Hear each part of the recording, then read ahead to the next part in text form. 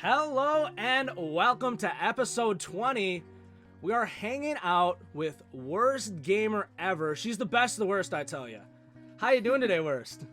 I'm good. So, I am super excited to have you here today.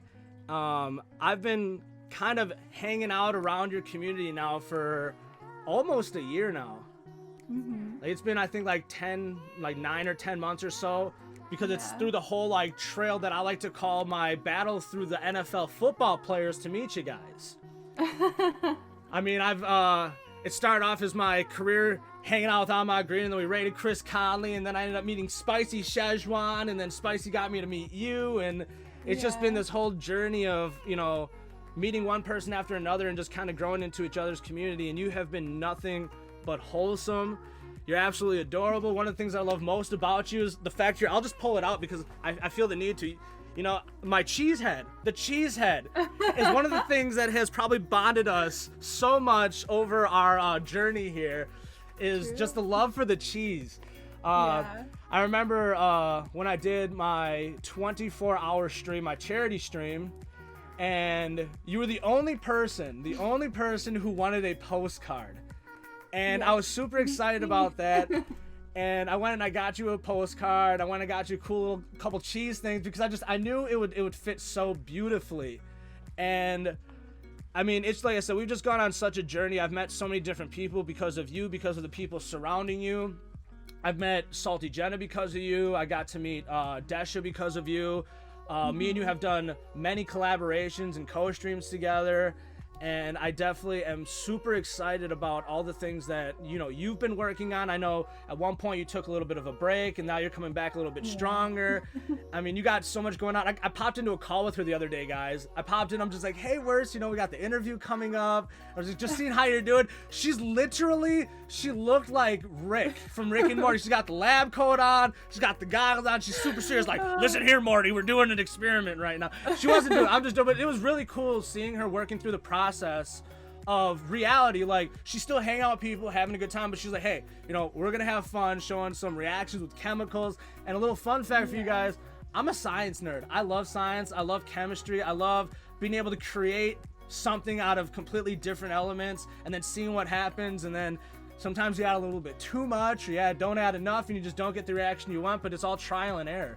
Just like in life, you got to try new things to see what's going to happen. And if you're afraid to try, you're going to get the same reaction every time. You're going to get no result. But if you try, you'll get a different result almost every time, or you might even mimic the same result, and then guess what? You come to a conclusion. So at the end of the day, I really did enjoy that. I know you're working very hard on your school ambitions and goals. You want to tell people a little bit about what you're doing right now?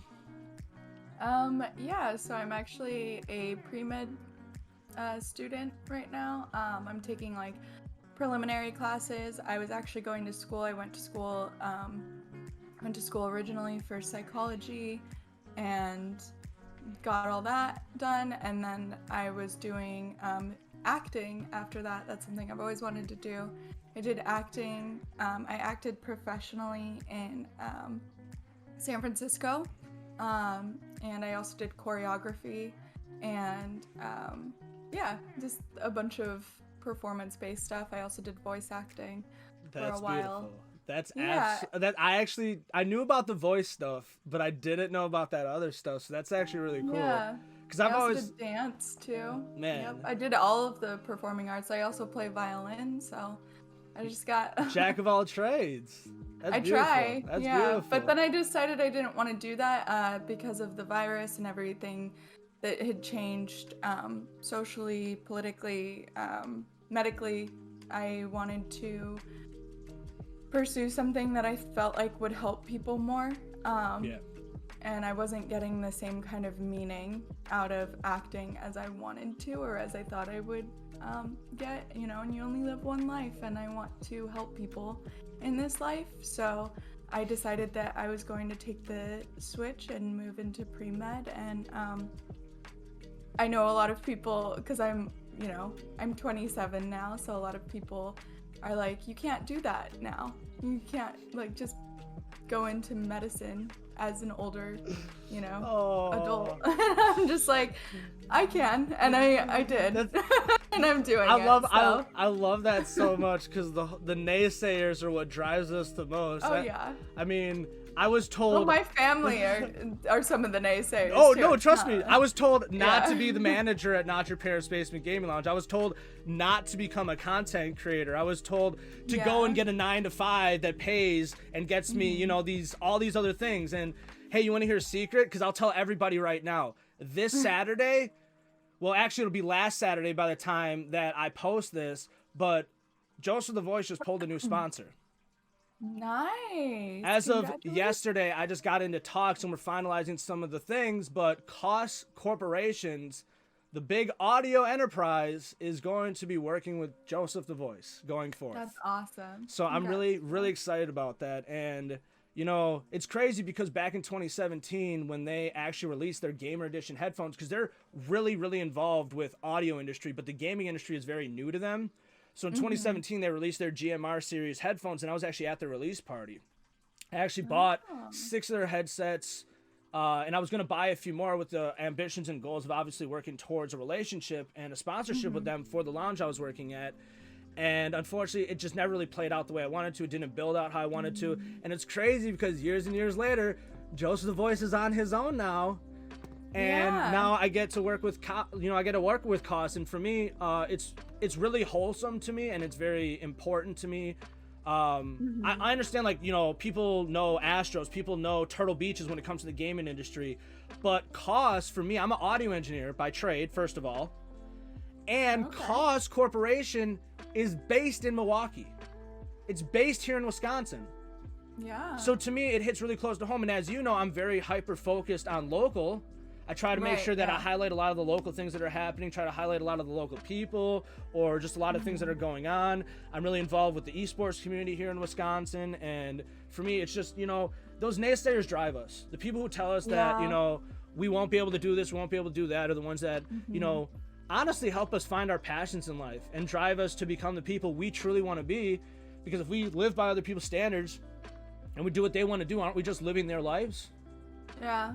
I agree. I completely agree. And my whole life I've been like kind of told, no, you can't do this, you can't do that. And I don't think it was intentional. I think people were just trying to like it wasn't malicious or anything, which it comes off that way, but people were just, they wanted what was best for me, and it wasn't like they wanted to live vicariously through me or anything like that. They just really wanted what they thought I was good at the time, and I was just I just had this mindset of like, well, I'll show you that I'm good at this too.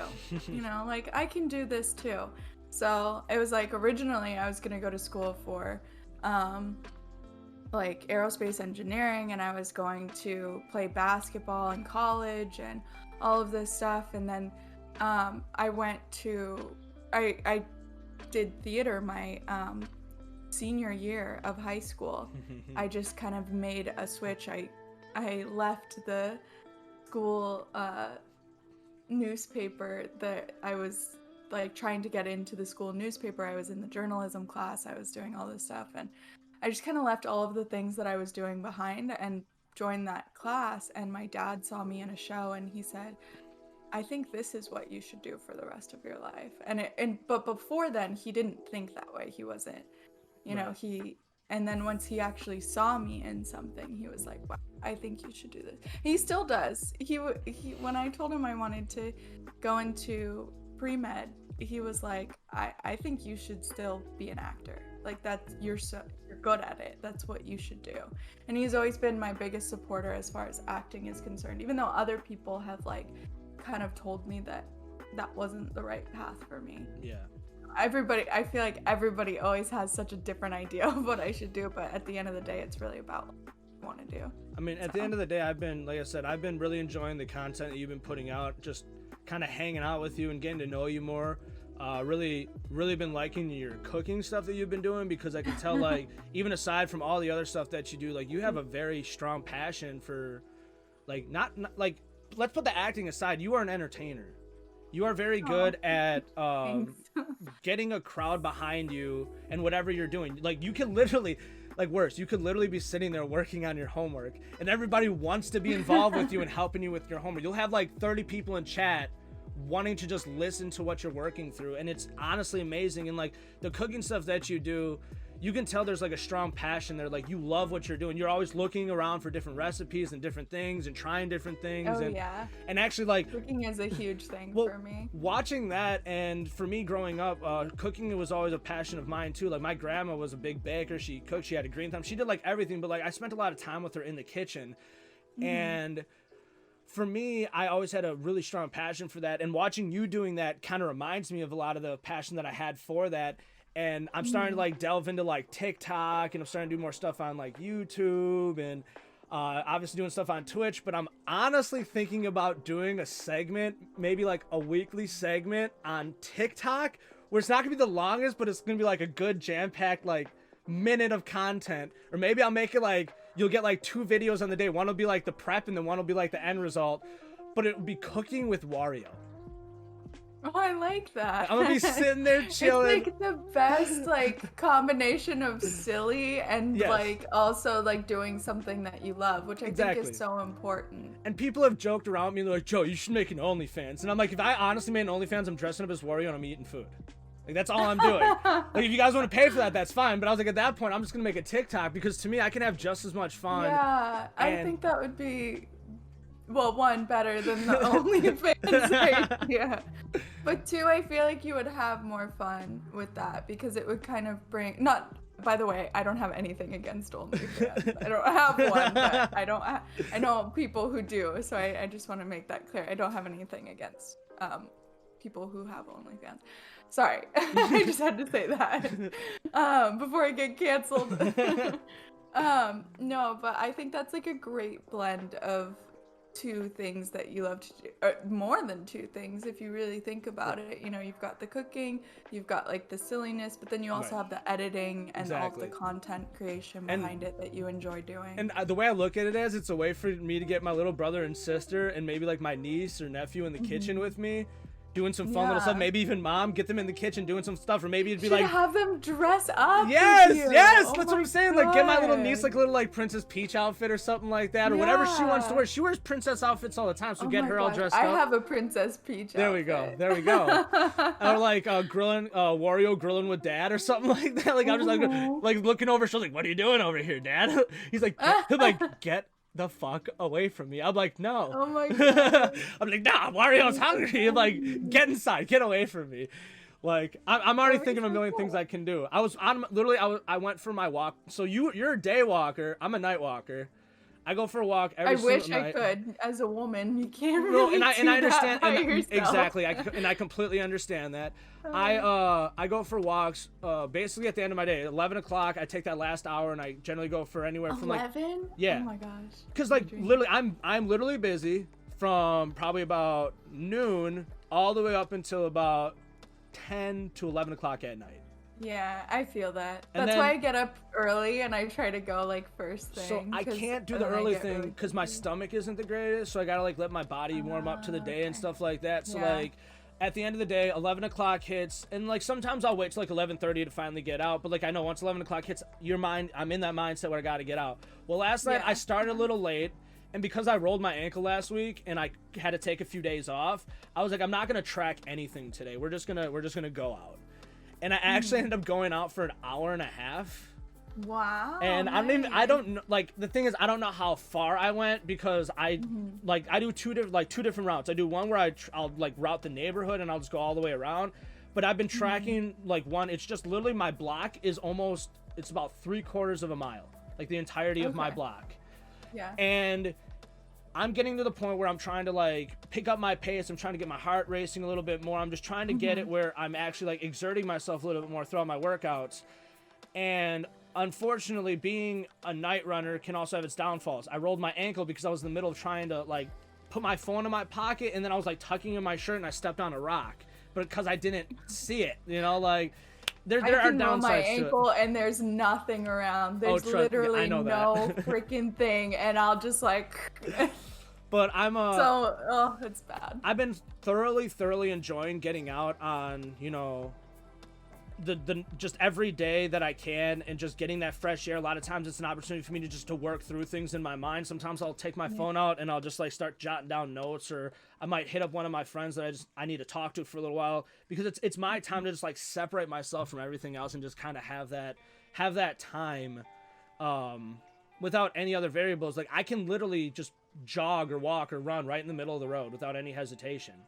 Like I don't have to worry about cars coming around because I'm in a really like chill neighborhood. And if a car does come, I literally have my reflector vest that I wear. And I'm actually in the process of getting a hat clip to throw on my hat, but I'm not wearing a hat currently. I've been wearing a like winter cap because I'm trying to make myself sweat more while I'm out there. Like I actually put on a couple extra layers. So like I'll put on my sweatshirt, and then I'll put on a fleece over my sweatshirt, and then I'll put on a winter hat because it also helps keep my earbuds in better. And then I'll go out for my walk, my jog, my run, whatever I'm doing. And I just feel like it helps out a little bit more, because I know like a lot of people sometimes when they go for like extreme workouts, like wrestlers that I know like back in high school, they would literally wear sweatsuits to cut weight. Yeah. And like I'm not looking to necessarily like sit here and like cut a bunch of weight, but I just want to know like I'm doing it right. Like I want to know like I'm taking it steady at first, and I'm starting to pick up the pace, and I'm starting to move into like different ventures with it. So like to me, it's a lot of this is new to me, but I've watched a lot of people do it, and you can't speak having a healthy body and a healthy mind and then not actually do it. Yeah. So I want to back the words that I stand by. Like a lot of it's been trying to think more mental, but I think a lot of the mental goes with physical. So, and honestly, you know, like yesterday, for instance, I had Ahmad Green come into my class yesterday, and he sat in on my class, and he was talking with the kids. And one of the things he was talking about was, you know, having a strong mental game, having a strong physical game. And he was, you know, saying, you know, just getting out and getting physical daily, you know, or getting out a couple days a week. Go, take your dog for a walk. Just go for a walk around the neighborhood or whatever. Just like you said, nobody is trying to create another version of me. Like what they're trying to do is we're just trying to keep you active. Obviously, Ahmad Green is fit. Like he's fit to the teeth. Like, the man literally, I drove up to his house and I was like, AG, is it the one on the left or the right? Because the one on the right was pretty damn big in itself, and that was just his gym. Like the man takes his physical health and his mental health very seriously. And like, you know, we were talking about, and actually something that I think you might even be interested in, he was talking about finger exercises that you can do before any gaming thing that you do. If you know you're going to be sitting there for X amount of hours, that there is a precursor exercise you can do, and then there's a conclusion exercise that you can do. And there's a doctor that actually has really looked into physical, you know, esports therapy that helps with this kind of stuff and why you're doing it, to help bend the different tendons and all that. And he showed it to my class yesterday, and I straight up told him, I said, I hope you guys know that every class from here on out we're doing this. And they're like, cool, we're down. And it's just little things like that. It's probably very similar to what I do when I play violin. I have like finger exercises that I have to more than likely my fingers. I don't do them every time I game, or I always feel like I'm scrambling right before stream. But I feel like everybody feels like that. Everyone's like scrambling right before stream. If I'm not already starting 30 minutes prior to stream, I'm failing. It's bad. Yeah, that's kind of how I am. If you're not 10 minutes late, or if you're not 10 minutes early, you're 10 minutes late. Yep. Like, that's kind of how I feel about it. But yeah, no, that's really great. That's partly why I do a 3-mile hike every day. It's kind of the same sort of loop every day, and it's uphill, downhill, uphill. It's got its ups and downs, people. Yeah, so and I don't even do it for the physical exercise. Yeah. I mean, I do, like, that's a part of it, but it's more mental for me. It's mental. Like, I need to go outside and get fresh air, and I like cope with depression, and that's like the one thing that I use to cope with it. Yep. So that's one of the things that I was actually, I mean, as you know, earlier this year, I had some things happen personally in my life that affected me pretty drastically. And I've just had a lot of other things that have affected me in a lot of different ways. Like I had to walk away from my job. I didn't expect that. And I've just had a lot of like different things happening. And I've been struggling with that pretty hard. And taking this last month in particular to start getting out, and then I realized when I did roll my ankle and then I wasn't able to get out for a few days, like how different my mental game was. Like how different my mental game was. I feel like just being able to get out late, or it doesn't matter if it was late, if it was early, just being able to get out daily and get active, like at all. I literally went from having all these different jobs where I was very physically active, very physically involved, to being sitting around for a year. Sedentary. Yeah, sitting around for a year essentially. Like I didn't do any workouts. It's not like I put on a bunch of weight or anything like that, but it's not like I like paid any different attention to my diet while all this stuff was happening. It's not like I was being super active. Like I was like thinking more actively, but I wasn't like physically actually doing much.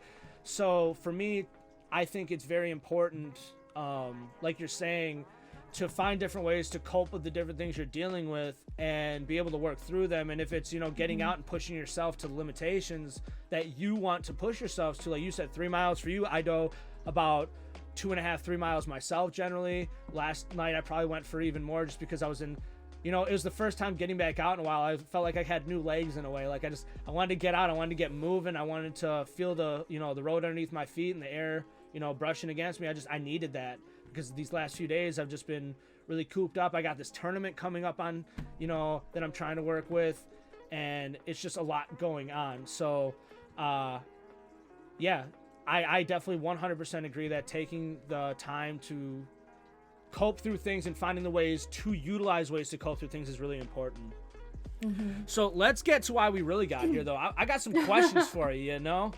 Okay. So I've asked every single person that's came on my stream so far these questions. I even at one point asked myself all these questions because, you know, you can't ask other people questions without asking yourself said questions. Right. Yeah.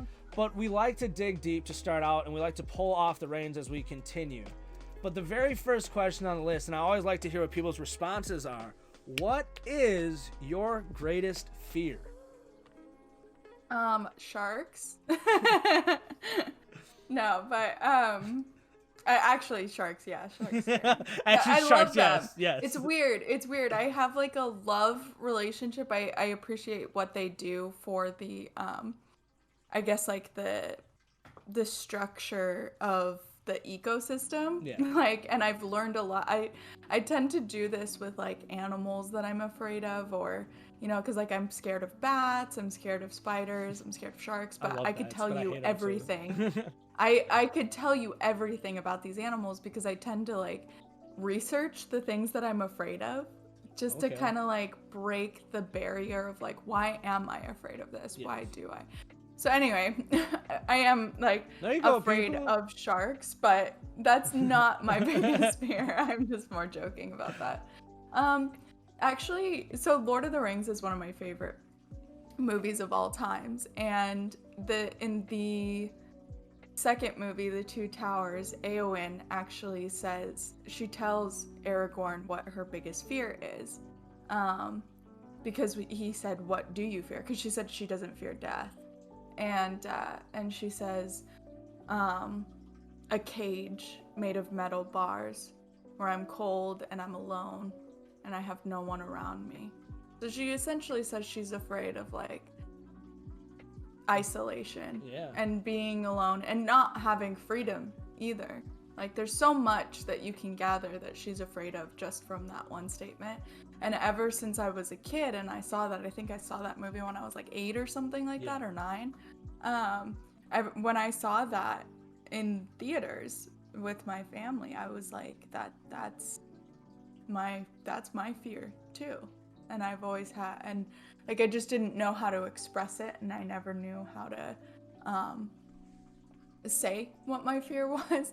But you know, after hearing her say it, I was like, oh my gosh, that sounds like the worst thing in the world. It would be terrible if I couldn't be around the ones that I love and I was stripped of all freedom and, you know, choice, and just really trapped. And so that's my biggest fear. Yeah. And sharks. That's deep, and I like that you can bring and sharks. I like that you can bring context to it, and like that it's been something that's been impactful for you for so long. And it just goes to show, like, I mean, you look at that and you talk about how, like, you wanted to be, like, an actress and all that, and how, like, I mean, I guarantee you that particular instance in your life probably played a huge impact. Like, you just hearing that line and the power that went behind it, you knowing that you could, at any point in your career, make a line that could impact somebody on that level. It could have been a line that was said a million times. That's why I did it. That's why I went into acting. It wasn't to be famous or because I was just so, you know, pulled towards it. When I was a kid, I still have it actually. I have not with me. It's at my parents, but I have a folder that has all of my stuff from when I was in like kindergarten, and it said, what did I want to be when I grew up? And I wrote Tom Hanks on it. And like, he was my favorite actor when I was a kid. My favorite movie is still Saving Private Ryan. And I loved Castaway. I loved just his voice acting as Woody, just everything he was in. I just thought he was so amazing. And his characters were so amazing. Everything that he wrote, he directed things, he wrote things, and he genuinely cared about the work that he was doing. And he impacted me in a way that I wanted to impact other people. I thought that if I did theater and I played Joe in Little Women, and we did a series of shows that was just for local schools in the area. So we had like the entire school there. It was like thousands of kids. And we did the show. We would get up at like 6 a.m. and I'd drive over, and then we would do the show around like 7:30 or 8, and in our like huge theater there at the college. And I would sit there as Joe after the show and talk to I was still in costume, I wasn't in character, but I would talk to each of the kids. They would come up to me and talk to me about, the character. How did I do this? How did I do that? And I know just from that alone, and that I had to have done something that, impacted someone at some point. There were times where I would even just be out like getting groceries or doing something, going out to eat, and someone would stop me and be like, oh my gosh, you were in this show as this character. I remember you. You did such a great job, and I loved the part when you did this and this and this.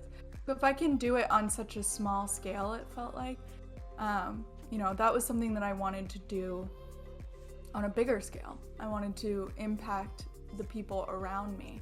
And I wanted to, help inspire people. And I guess that was what was the most thing, that was the thing that was most important to me about acting and about performing. I mean, personally for me, Wurst, honestly, since the day that I've met you, you've definitely impacted my life. And when I say, if you haven't gotten to know me by this point, I don't just say things just to say them. When I say them, I actually genuinely mean what I'm saying. When I say you're actually one of my favorite people that I've met since I've joined on Twitch, it's not a lie.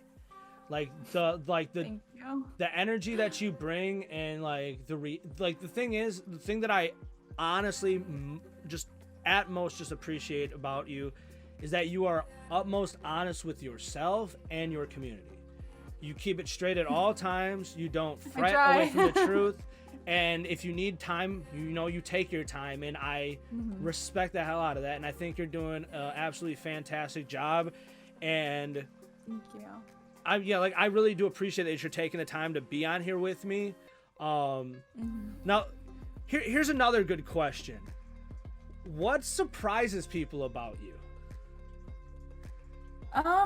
That is a really great question. Because you are a pretty open book, and I mean, there's a lot of people who frequent your stream that even know me or are part of my community. But if there's just like something that you could pull out, you're like, honestly, I think this is still something that even if you know me for a while, you still might be like, honestly, I was pretty surprised when you were talking about the acting stuff. Like, I knew you had some ambitions in that direction. Like, I knew you did some voice acting stuff, but I didn't understand like the level of which you were doing it. So like, I mean, I'm hearing a bunch of stuff already that surprises me, but maybe there's something that you particularly want to pick out or even touch more basis on.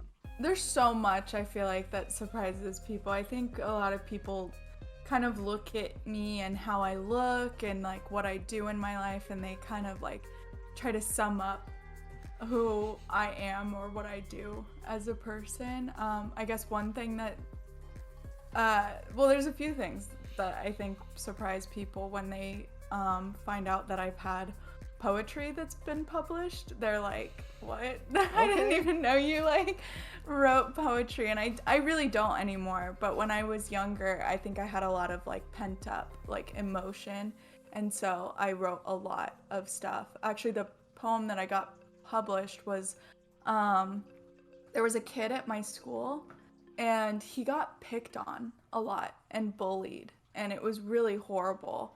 And I actually wrote a poem about him, and like when I was 13, like while we were in school together at the time. And I tried to stand up for him as much as I could, because a lot of times it was actually my friends that did it.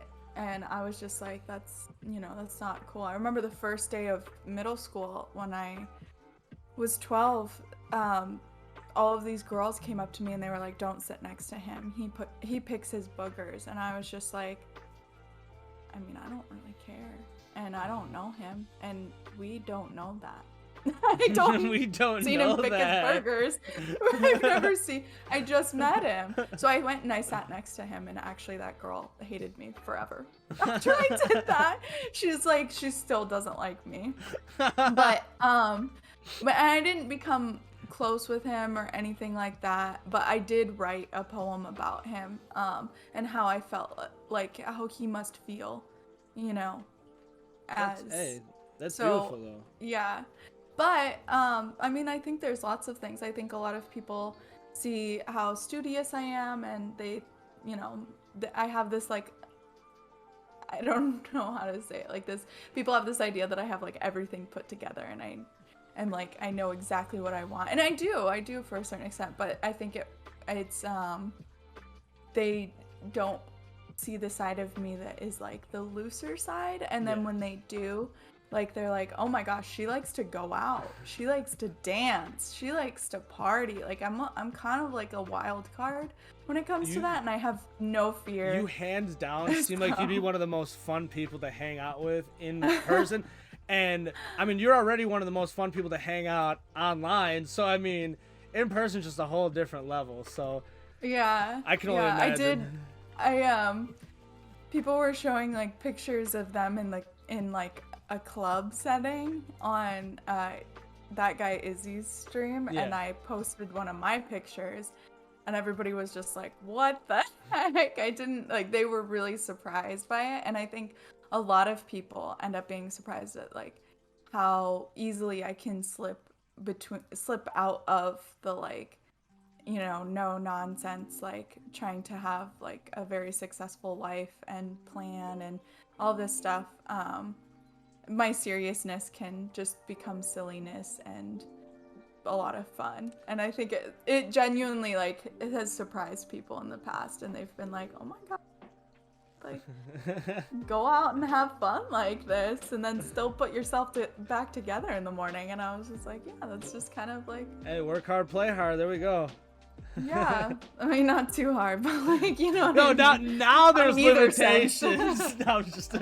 Yeah, know your boundaries, like with both, honestly, with working too hard or playing too hard. So this is one that I personally I always just want to ask anybody all together, especially a lot of the people that I'm surrounded by, because I'm hanging out with you guys a lot. I'm playing games with you guys. We're growing our communities, you know, aside one another.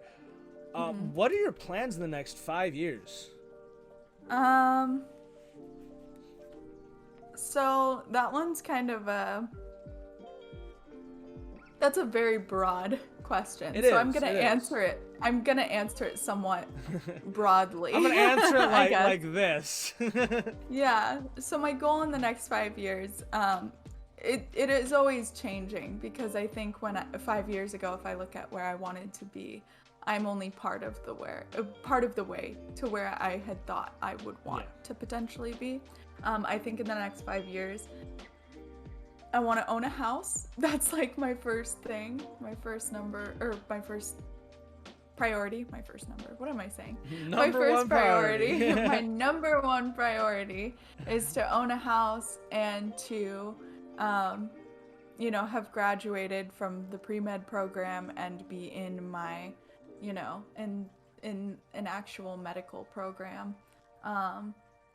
I'd also like to have, it's something that I've wanted to do for a really long time, but I've wanted to do like day in the life, like vlogging type YouTube videos, and I would like to start doing that. I have so many that I've taken. I don't know. I have so many that I've taken, and I'm just like, no one would want to watch this. So, this is all right, boring. bullshit. This is stupid. I'm just immediately. No, here's why. I know people keep telling me that, but no, I'm just like, I'm I have scared. proof. I have proof. Okay. I literally spent 365 days straight on Facebook making a daily video every single day. I called it Joseph the Voice's Daily Dosage, and it was anywhere from like a minute to whenever I felt like stopping it, but I always try to make it at least a minute long.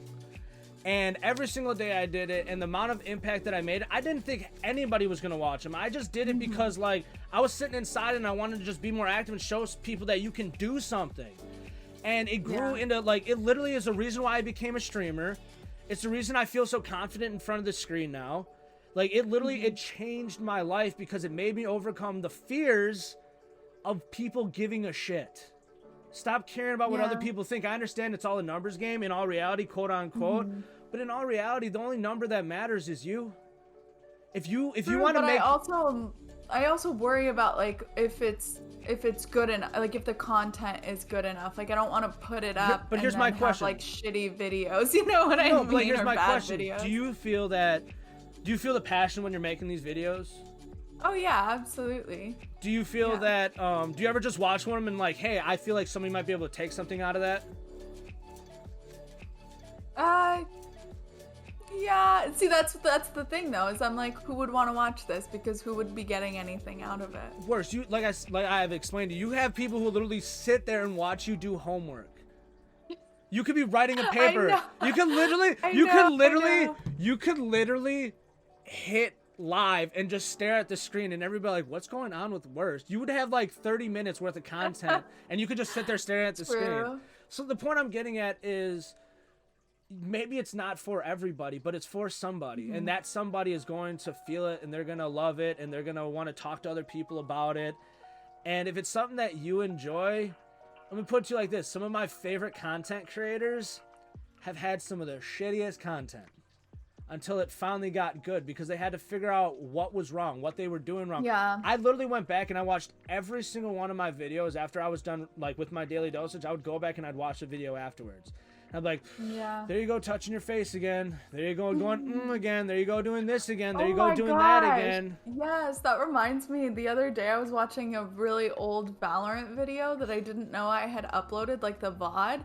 And I do this weird, like, twitchy thing with my face. Like, I go like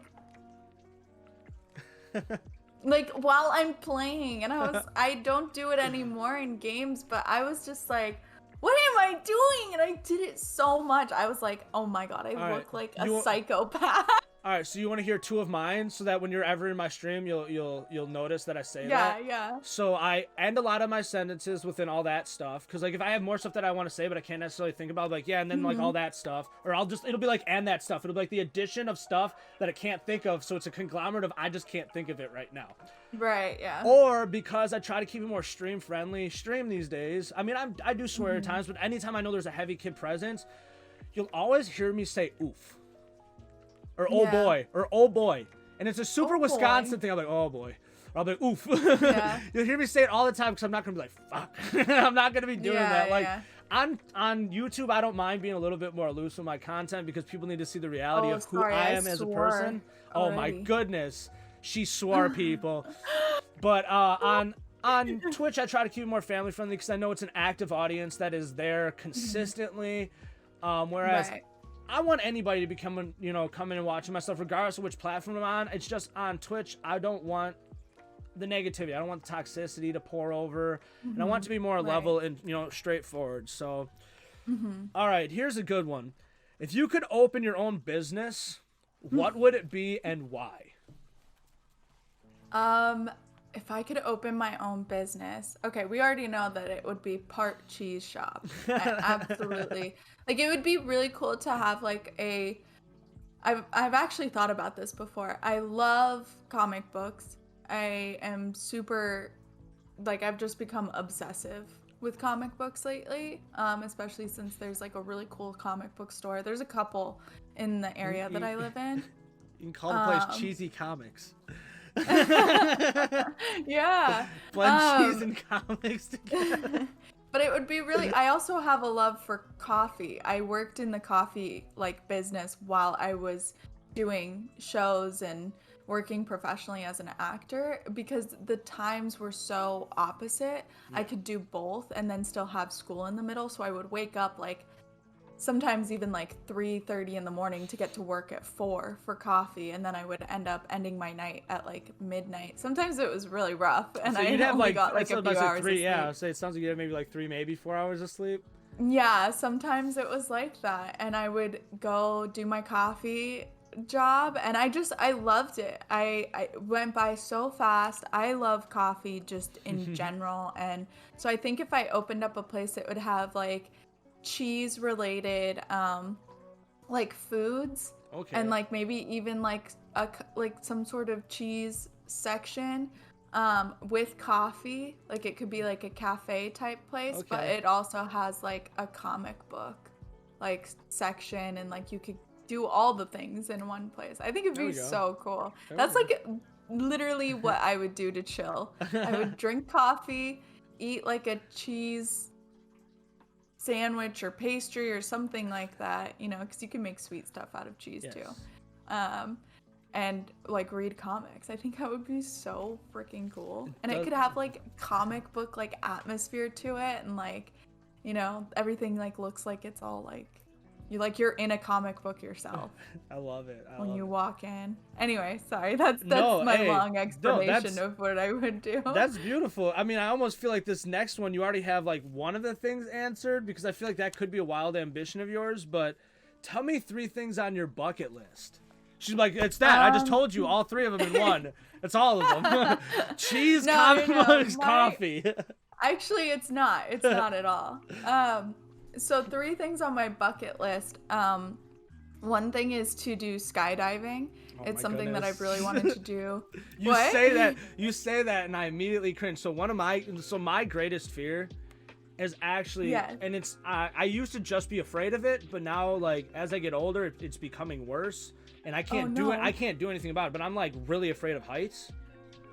Oh, okay. I am too. I actually, used to be like, afraid of heights, surprisingly. like just like afraid of them, where I was like, oh, you know, that's kind of scary. But now it's like my body will tremble and like kind of quiver at the thought of height, being at Yeah. an elevated level that I should not be at for any humanly reason. So, I'm the same. but And continue I know your that sounds- skydiving. I know that sounds so weird to say, like that I also am afraid of heights. Like if I don't even have to be high up. I can just be like a little bit up, and if I look up, I literally will shake. I feel like I'd black get out if I scared. jumped out of a plane. Like the person with me would have to pull the chute because I would just be sleeping. Yeah. They're like, so how was your first You're like, time? I'm like, what are you "Damn, talking about? What are you talking about? I didn't think we left the plane. I'm like, yeah, we left the plane. You screamed, then you're out. Yeah. So honestly, I am deathly afraid of a height, like that kind of height, but I am such an adrenaline junkie. I like to do the things that scare me the most. Okay. So that Okay, that is SpongeBob one or of- Sandy Cheeks, whichever way you want to look at it. that is exactly what I like. That's why it's on my bucket list. It's like I know I want to do it at some point, and I know it's gonna be crazy, and I'm gonna get so scared. I used to be terrified of roller coasters. I almost fell off of one I used to love when them. I was like when I was 6 years old, and I What? love them now. Yeah, I was tall enough for the ride, but there actually needed to be a weight requirement too, or something like that, because I slipped out of the like. I was slipping out Whoa. of the actual, yeah, and my dad, he put his leg and he like put it up and like had it up against the thing to help to keep me from slipping So, out of it. I And I had a had similar. bruises like all over my back. It was Wow. so bad because I was just being like thrown around. That's crazy. I had a similar Yeah. thing happen, but it wasn't me. I was on the Raging Bull with my brother, and the Raging Bull at the time was known as the biggest drop in the United States when it came out. Like, Yeah. it was the biggest drop, and that was like the thing. So we're going up, and my brother's like, my harness feels kind of loose. And he's like messing with it a little bit. All of a sudden, it pops up.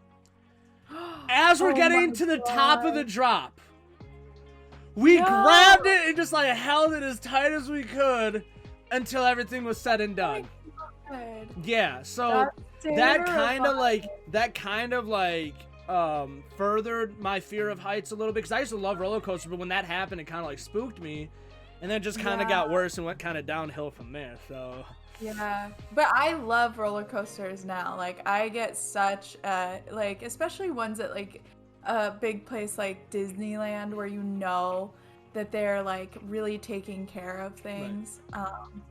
Like that is what I personally love. And I mean, I worked at Disneyland, so I know just like the type of care that they put into everything.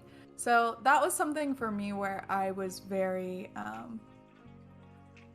I'm very comfortable with that. I've never had that type of scare happen, but I did have the scare of like, I'm gonna fall out of this roller coaster. And I remember I didn't scream, I didn't make a peep, I didn't make a noise. I just tried to hold on to the like thing around me as best I could. Yeah, and I was just like, I hope I make it through this. Yeah, and I said to my dad, the only thing I said to my dad the entire ride was, because this is actually a ride that still is at Six Flags, and it's called the Boomerang. And the only thing I said to my dad was, when we got to the end, I said, okay, I'm ready to get off now. And he said, get off? We have to do the whole thing backwards because it boomerangs. It literally goes through it and it takes forever, and then you go all the way back through it. But as an adult, I rode on it again, and I was just like, this is terrifying. Like, I don't know why I thought as a child like it would be a good idea for me to get on this ride.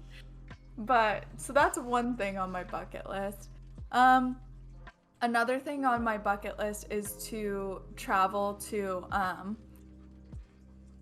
just Italy, I think. Okay. Anywhere in Italy, like more like countryside, less touristy. Okay. Just like I love Italian food and Italian culture, and it was a huge part of me growing up. I think it was unintentionally like a part of my life, even though I'm not Italian or anything like that. The food was actually like comfort food for me. I had some like rough times as a kid, and fettuccine alfredo and spaghetti and just those kinds of foods were my comfort food. And it literally helped me kind of get through my childhood. And it was the one thing that like my parents would cook together that I thought it like kind of made the whole family come together. So Italian food and cheese and all of that stuff, it's my favorite food because it's tasty, but it's also my favorite food because of all of the other things that it represents and it means to me. I mean, if you've ever seen a traditional Italian family when they're making the noodles and just from beginning to end, I mean, it's an entire process. So I mean, it's not just like a one person thing generally. I mean, grandma can do it all. Don't fool yourself. But when everybody puts a hand in, it gets done a little bit better. So yeah, and it kind of like, it made me want to be a better cook. I mean, my parents never really taught me how to cook. Nobody taught me. I never had any like memories of people teaching me how to cook or to do things. But it was something I always wanted to do because I always loved Italian food, and Italian food it has that like extra heart that you need to like, I guess, complete the meal. There you go. Yeah, so you just kind of like need to know what you're doing when you're cooking it. Yeah. Because I will tell you, the first time I tried to make Italian food when I was like 8 years old, I was like, I'm gonna make pasta tonight, and my mom was like, okay, go ahead. And I microwaved the pasta, and it was still hard, and I sprinkled cheese on it and put milk in it, and I was like, I made it. And she was like, that looks like soup of raw pasta. That's nasty. We're not eating that tonight. And so we ended up eating sandwiches, but I still have that memory of like microwaving the noodles and everything and being like, I made it. Well, we're eating that. If we ever meet down the road, I request that maybe you can make an Italian meal. And I would even be willing. I would even be willing to partake in the creation of said meal, because I mean, I personally love making food altogether. I come from more like Austrian German heritage, so I wouldn't say as much pasta in that particular background, but I think it'd be really cool to cook something traditionally from a different heritage that I'm not actually a part of. So. Yeah. Hey, you never know. Maybe Wario can do it, you know? Maybe. Yeah, exactly. Exactly. All right, so number 3 on the list. That's a good question. Bucket lists are hard for me because I feel like everything I do in my life is, it is a part of the bucket list. You know what I mean? Like, everything that I choose to do is something that I really, really want to do. Yeah. If I don't do it, then it's hard for me. It's like, I want to have a house, I want to have kids, I want to have a family, I want so many things that I want to do. So I could literally just list any of them that I'm like hoping or planning on doing in the coming years. And those are bucket list things for me. I don't feel like I do anything in my life without there being the want and the desire to do so. And I don't feel like it has to be put on a bucket list for me to try and accomplish it. But I guess if I did have to choose something, one thing I've always wanted to do, and this is just the same thing where it's like I'm just an adrenaline junkie and I just want to face my fears. Right. I want to go like either cage diving or just diving in general with sharks. I don't know why, but I want to do it. And I almost booked to go diving with great whites at one point, but then the pandemic happened. So actually, honestly, that sounds kind of fun. So it's fun. So here's something funny. So it's not as much like, I understand a shark is aggressive. I understand, all the things that come with the shark. Like, I understand that. That's not what makes me afraid of the ocean. I'm like, on top of being afraid of heights, I've come to understand that I'm like super afraid of the ocean. I went and I visited Florida, and it was really hard for me to even want to get close enough to even put my feet in the water, because like all the different things that you hear about that are everything that's involved with the ocean, all the little things, you step on something wrong, you do this wrong, like, and it kind of scares me. And then just to know, like, 5 feet in could really be 20 feet in, could really be 50 feet in, and you don't know how deep it is half the places that you're at, and you don't know what's underneath you, and it's so dark, and it's just, I don't know, to me it's just super scary. So like, to put myself in the ocean, I feel like would literally be looking my absolute fear in the face and be like, we're gonna do this. And that's what I did. I went snorkeling in San Diego, and I was so afraid of the ocean. But when I was in there, because I had a seal, literally, or sea lion, I can't remember, but it was a baby, literally come up to my wetsuit and just like nuzzle up against me. And it was just like, I was terrified. I had never like had another animal other than like a dog or a cat like want to be near me, and I didn't grow up around animals either, so it was really terrifying, but I loved it. Literally, when I first put my head under the water, I was scared because I'd never really gone out into the ocean to swim. But when I finally, like, I was shaking. I was literally just like shaking and just like, oh my God, I can't do this. And I was just like, I can do it. So I put my head under the water, and as soon as I saw all of the like life forms and just like the brightness and just everything. I mean, there were sharks too. There were like, there were leopard sharks, which are kind of regarded as like the puppies of the ocean because they're just really friendly and they don't like to bite. And they, even if they did bite, they wouldn't get through your wetsuit. And it was just, like, I just wanted to be down there, like, looking at things. But, I mean, most people know from my stream, I'm terrified of the ocean. I can't even play a game. I Subnautica! Died playing Subnautica. Yes! I was so afraid. I was terrified. I still can't finish the game because I'm so scared of the game. You're at some point where that game is getting super freaky. Oh, yeah. I've already, like, been attacked and killed by multiple different things at this point, and it's terrifying.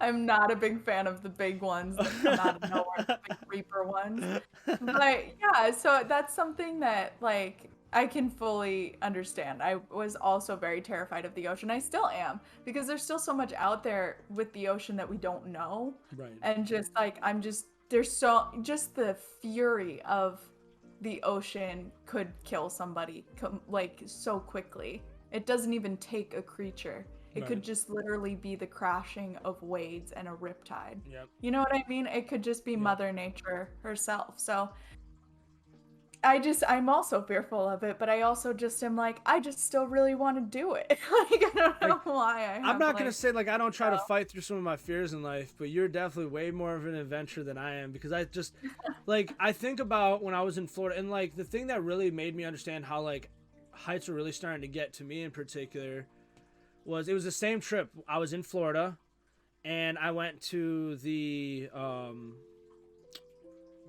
it was a SeaWorld adventure park that they had there, that they had just built kind of recently. And we went to the tallest water slide that they had there, and we're going up, and we're going up, we're going up, and then all of a sudden, like, I don't know what, why, when, how it all happened, but, like, my legs started to feel like rocks. Like boulders. Man. My legs started kind of shaking. I started, like, hyperventilating a little bit, like... I was like, guys, I can't do this. Like, I legitimately cannot do this. Like, if I keep pushing myself up, I might fall down because I might black out. I was like, it's becoming a little too much for me, and I can't. And, like, it really bothered me. Like, honestly, it bothered me that I felt that bothered by that situation, because I used to be fine with, you know, heights. And it's like, I was on stable height. Like, I'm going up a ladder. Like, there's hundreds of people on this thing. Like, there's no issue.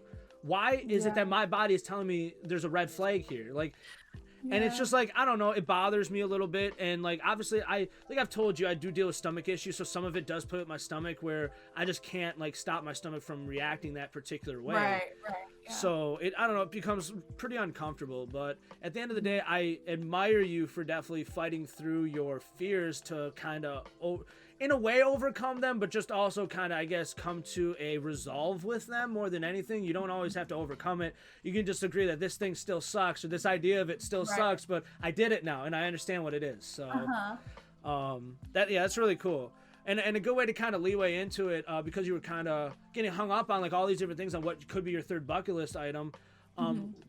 What is your personal definition of success?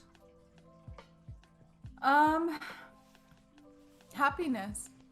I think that success is measured in happiness, in my opinion. And I'm not talking about happiness in the sense that you're always happy all the time. I guess happiness in the sense that you are happy with what you've done with your life, the things that you've accomplished, the people that you have helped, or the people that you have inspired,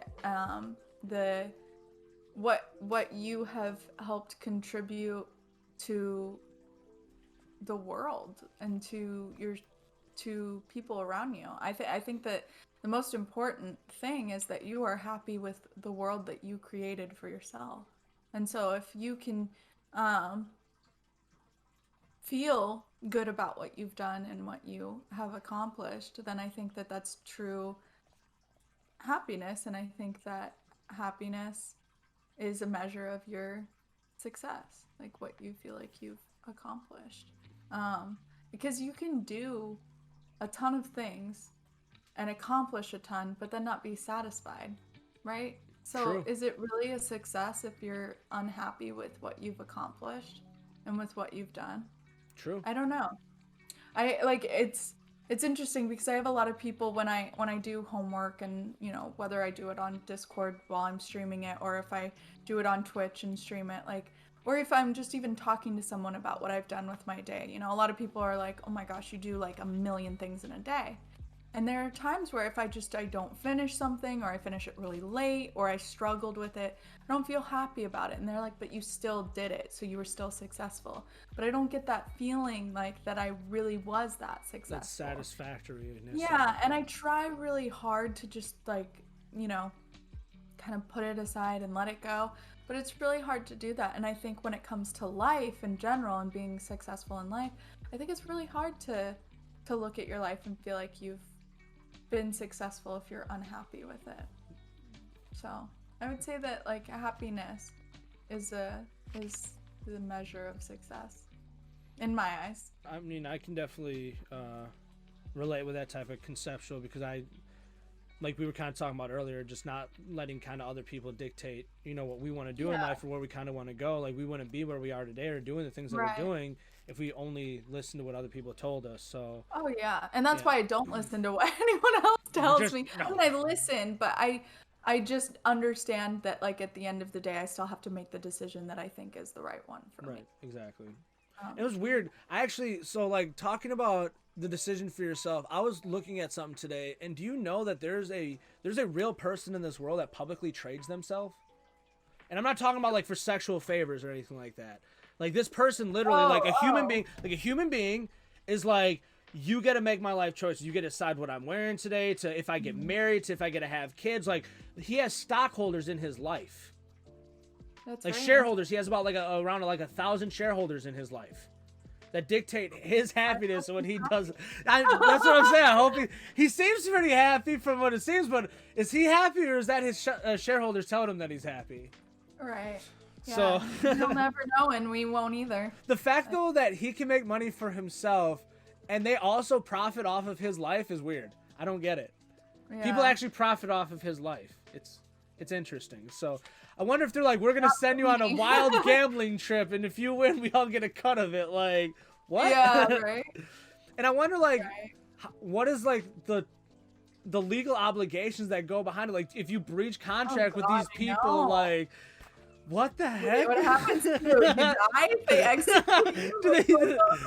Well, the first publicly traded man has been voted to be executed today. Like, what? Oh, I'll have to look that up. I don't know enough about it to really speak on it, but that doesn't sound like a fun life, in my opinion. It sounds different. So. I have a very different idea of life, I guess. There we go. All right, here's a good one. If you retired tomorrow and wanted to start a wildly different second career, what would you do? She's just like, you know what? I'm just going to do something completely different, off the wall. I think this is going to be really random, but I think if I had to, I would start, an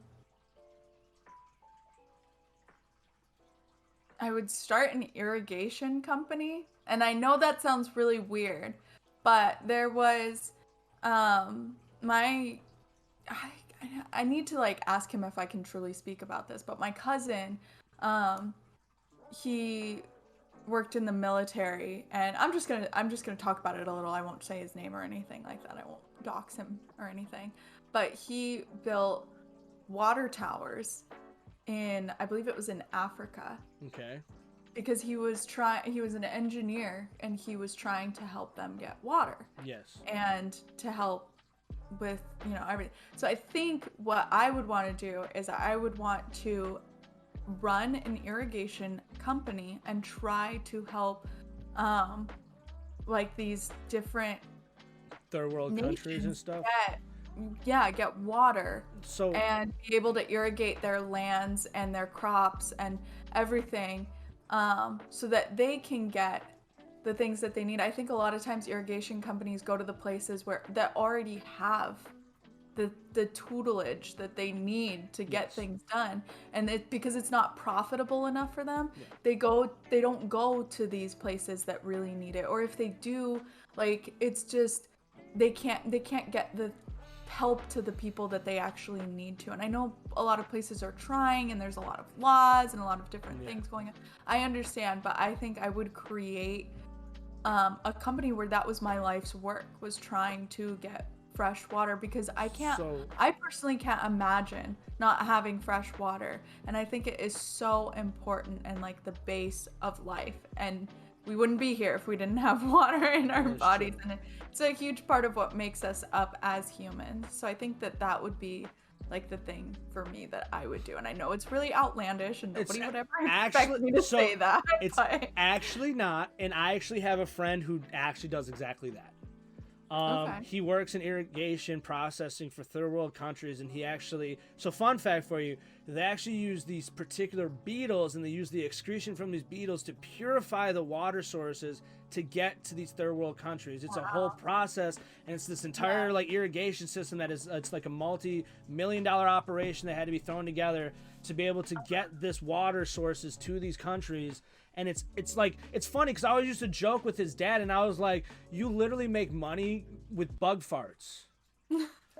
Like, you're literally making money off of bug farts. And it's like, it's really interesting and different and weird, but it's like, you don't understand. And like, when we talk about like the circle of life, and you're talking about how like earlier you were talking about sharks and how what they do for the ecosystem, and so you don't realize what even like the smallest thing can have an impact. Like the fact that that bug does have that to be able to do that, and it's so crazy and different. And I don't think it's really outlandish. And it's honestly, innovative, right? Yes. Like, it's innovative that they use that to get fresh water to like third world nations. Like, I think it's so important that, you know, if you have the ability, or if you think that you might have like right now as a 27-year-old adult, I don't know enough about irrigation, and that would just be a whole new thing to just like throw myself into, kind of like pre-med. But we're just gonna keep on throwing out ages. I'm almost 30, guys. I'm almost 30. I turned No, 30 June 25th. Everybody, it's coming up.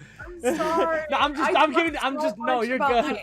It's good. It's good. The fact that people talk about like how I'm older and I can't, not that I'm old, but like I'm too old to like be in this position where I want to do all of these things, and I want to like be a part of all of this stuff. Like they're just like, you're alive and kicking. You're in the perfect position to do anything. And so I'm just kind of like, well, I can't go, you know, if I did go in. I just felt the need to drop that little subtleness on them, because, you know, people are always wondering how old people are, or when people's birthdays are, things like that. I just gave you a 2 for my age and my birthday. There you go. All right. So here's a good one, because I always love to find where the root of the source comes from. Who do you look up to the most in your life? And what qualities do you love most about that person? Or people, I should say. Because maybe it's more than one person that impacts you. Yeah. I would definitely say, this is such a hard one, because I'm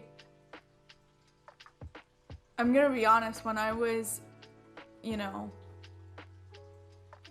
when I was growing up, like with all of the stuff that kind of like happened and what was going on, I felt like a lot of the times I was like, I would... This one's really hard, kind of hard for me to talk about, but, and it's super personal, but I felt like I really only had me a lot of the times. I really only felt like I could be the person that I looked up to, so I just like kind of strived to be the best version of me as possible so that I could be that person for myself. But as I got older, there were things that, you know, the dynamic of my family changed, the, you know, birth of my siblings, and there were all sorts of things that I started to see. Things started to get better between me and my family. Things started to get better with my relationship with everything. And I started to work on myself a little bit more in a way that I think was less, I don't know how to say it, but like centered on myself. And at that point, I was able to really appreciate everything that my parents had, you know, despite the stuff that I had maybe gone through or that had happened. I was able to fully appreciate everything that my parents had struggled to give me, because they didn't, when I was born, I was born when my parents were just starting college. Like, they hadn't even started yet. And they still went to college. They worked like their butts off, and they just did a lot for, like, they did as much as they could for me as they could. Like, they saw me as a priority, and they really put me first in a lot of situations, and they tried to give me the best life and the best things that I could. Even though things weren't always perfect or great, I have come to appreciate that, and I truly do look up to both of them. And I think I have for some time now. And I've just really appreciated everything that they've done, because they could have given me away. They could have even not had me. There are so many things that they could have done, but yet they decided that they were going to, you know, have part-time jobs, go to school. You know, they were so successful, even with the hand that they were given at the time. And I appreciate that so much, and I see where they've come since then. And I definitely, like, my mom is like superwoman to me. I mean, she cleans, she works out, she takes care of the kids, she cooks, it's just like everything. And then she's got her own personal stuff that she deals with herself, and she's able to manage all of that. And I don't even understand how she's able to do it. And then my dad, he went and he lived out his dreams of, you know, doing animation, doing art. He did beautiful things. I think all of that, and he helps take care of the kids now. And I think all of that, just like where they've come as people, given all of the things that they've been through, that is very, very inspiring to me. And it helps me to want to continue to be better, or to continue to strive to be successful. And I think they are genuinely happy with their life. They're genuinely happy with each other, their kids, you know, things that they get to do. They have a lot of happiness, and like I said, I think that is like a big measure of success, or the measure of success. So if I had to choose, I would say them. As far as like maybe celebrity type people, or like Tom Hanks. Tom Hanks for sure. When I was a kid, like, I looked up to him, and I would say Gordon Ramsay, just because I know a lot about his life and his stuff, and he's one of the people that inspired me to become a better cook, I guess, like in my own kitchen. There we go. So, yeah. Well, I'll be honest with you, I have a 9th question here, but I feel like we have literally touched on so many different aspects of it. You could try to answer, but I feel like we're just going to be circling back around. The question is, what's one thing people don't know about you? And I don't know if we can dig any deeper on this one, because we've literally touched on all different aspects. I've learned so much about you today that I didn't even know about you, and just hearing, like, I'm not surprised to hear some of the things that I've heard, to be honest with you. I can definitely feel the passion, the drive that you have. I'm beyond proud to call you my friend and a colleague of mine. You've been nothing but amazing, and I appreciate having you in part of my community, seeing you popping in and you know, popping up your cheeses and all that. And I mean, there's not too many people that on my actual stream deck have their own like immediate commands that I can just click on and be ready to go. So you're definitely one of them, and yours has been there for a long time. So thank you, Jeff. Keep on being amazing. Keep on, you know, changing the world in all the different ways that you're aspiring to do so. You've definitely impacted me in many different ways. I know a lot of my younger students have actually came and watched you at times, and I know a lot of my community has came and watched you, and I'm looking forward to many more co-streams together, collaborations, definitely spreading back and forth some different ideas. You're an absolutely amazing person, and I really do appreciate you giving me the time. Guys, like I said, she claims to be the worst gamer ever, but she's kind of one of the coolest people ever. So we'll give her credit where credit is due. She's the worst gamer ever, guys.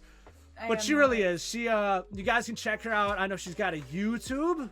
She's got a Twitch. Where else can they find you? Got Instagram, you got Twitter. Instagram. I don't really use a whole lot of social media platforms. It's really just Twitch, and I do some YouTube every once in a while. I do have a cooking Instagram as well that I post a lot of my like creations on, and I like to do that. But yeah, besides that, I just hang out in my Discord and do chemistry and homework and stuff. But so you can find me there. But yeah, just mainly Twitch. Well, there we go. Well, guys, definitely go and check her out. I have had an absolutely amazing time today. It has been such a great talk. This is probably my longest interview I've done yet, just because, like, I felt no need to slow down with any of it because it was flowing. I So can just blab away. I'm such a ranter. I'm literally the biggest rambler that I know. We have some really, really good content. And I'm pretty sure everyone's going to love what they get to see, and they're going to learn a whole new side of WurstGamerEver that they might not have been able to see in the past. So thank you very much. Thank you, all of you, for showing up. I hope you all have a wonderful day. And as always, keep being awesome. See you later.